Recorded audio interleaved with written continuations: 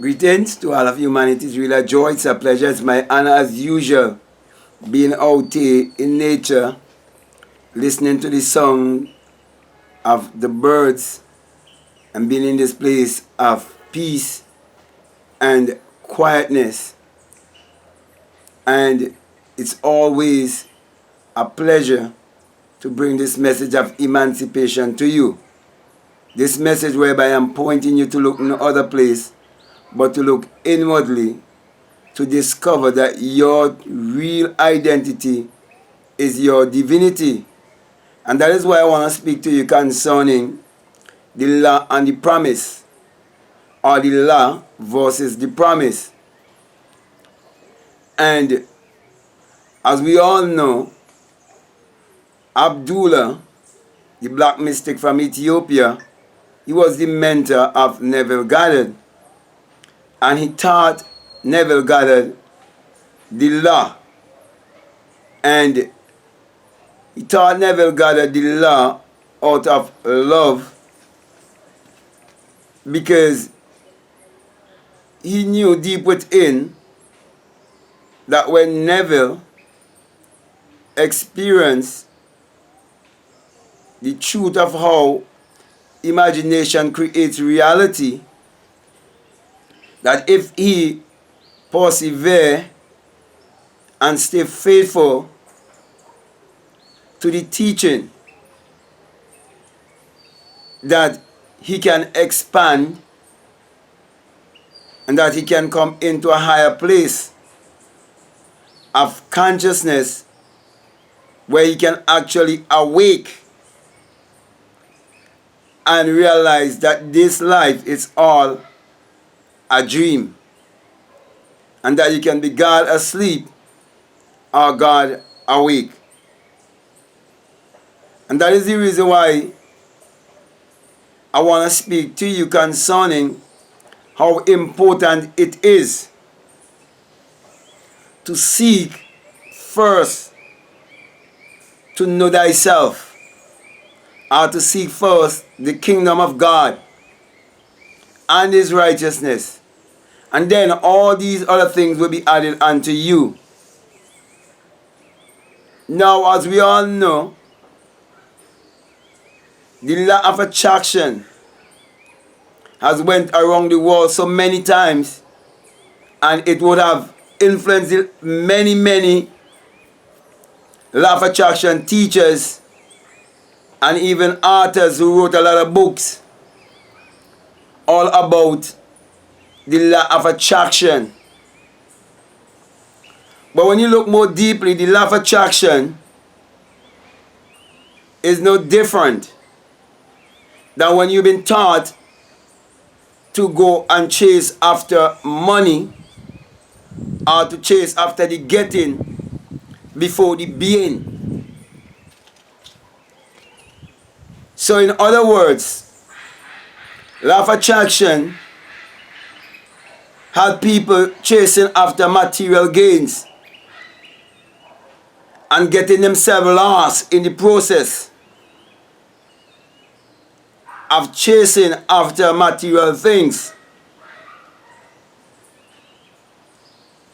But when you learn, first of all, who you are, why you're here, where you came from, and where you're going, you will also be empowered in such a way that you would realize that when you seek wisdom first, then money will follow you, wealth will follow you, goodness will follow you. And we see in 1 Kings, as in the Bible, 1 Kings chapter 3, verses 5 to 15.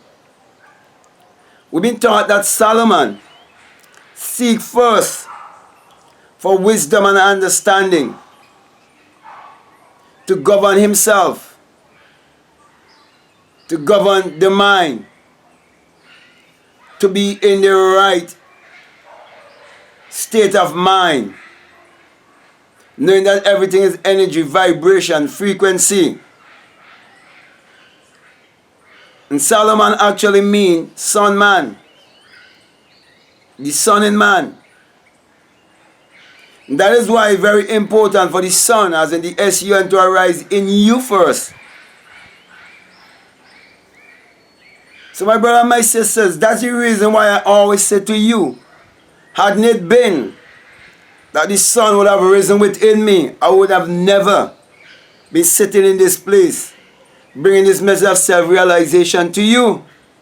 And that is why I'm pointing you to realize how important the promise is.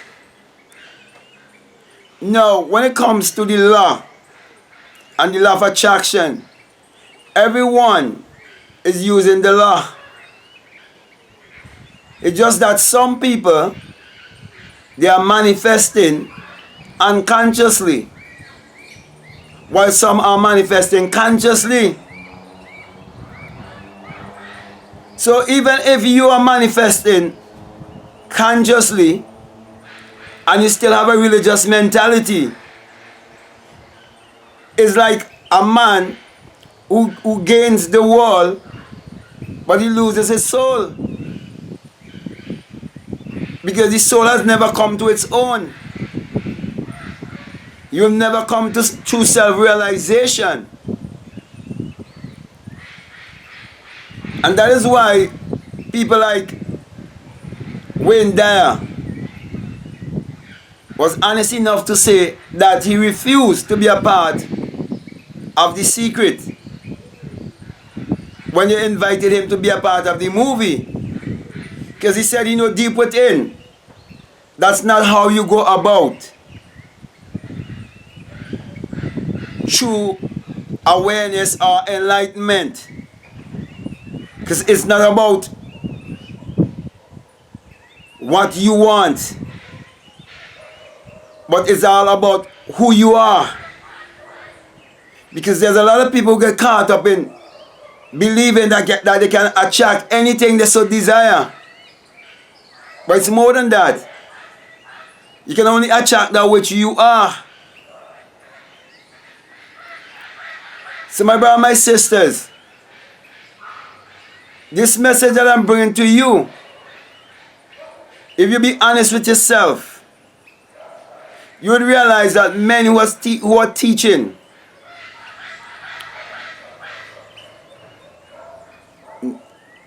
Neville and the gems that he would have brought to his lectures,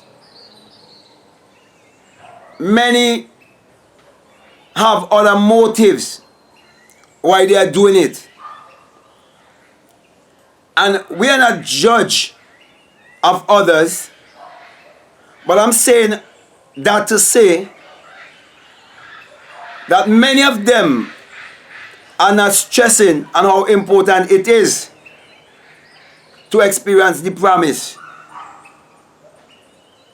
Everyone is stuck on the law. Get this, get that, manifest this, manifest that. Life is more than that. Because at the end of the day, none of these material things can give you happiness. But when you are genuinely happy, because you have discovered your higher self, you have come to a higher state of consciousness, you truly know who you are, not by theory, but by experience. Many times Neville would say, these things that I'm saying to you, they are not theory. I'm not theorizing. It's all my experience. And I'm saying to you that everything that I've been bringing to you is based on my experience. I've never read a Neville book. Never. I've never bought, they have on the internet all the Neville messages for X amount of money, and so I've never bought none of those. Everything I do, it comes from divine guidance and leadership. And even me being here, bringing this message to you, I started my YouTube channel with no prior knowledge of YouTube, with no intention, no motive. 'Cause I didn't even know that you can make money from YouTube. I didn't understand anything. And I'm gonna keep it that way in terms of my intention being to reach out to people and to get them to look within, to get them to believe in themselves, to get them to trust their own human imagination, and to come into real self-realization. That will always be the message, and that's why I decide to speak on the topic, the law versus the promise, because I want to encourage those who have been listening to me and those who believe the things that I've been saying to focus on acquiring wisdom, knowledge and understanding more than focus on getting material things. All my life, from a little boy growing up, I've been always praying and asking for wisdom, knowledge and understanding. And I've been always using 1 Kings chapter 3 verses 5 to 15, whereby Solomon asked for wisdom, knowledge and understanding, and he was given wealth. My brother and my sisters, my encouragement to you is to seek to know who you are first. Be empowered. Be truly enlightened. Be truly awakened. If you can come back to source and experience the resurrection, whereby you can say, "O death, where is thy sting? O grave, where is thy victory?" It would mean more to you than any amount of money. Because if you have been inspired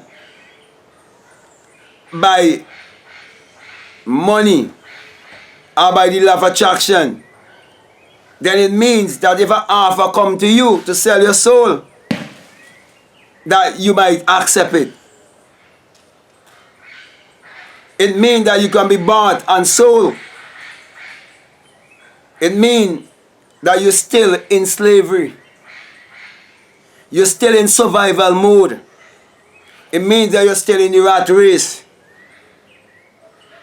It means that you still do not realize who you are. So my brother and my sisters, at the end of the day, the most important thing in this life is true happiness, joy, peace. When you are at peace, is the most important thing. Because that's what everyone in this world wants. Because a man can have $100 million and still be unfulfilled. And the more he gets, the more he would want. Because he never found true happiness, true joy. Now, before I come to a close, let me say this. There are many who used to follow Neville. But after 1959, when Neville had his experience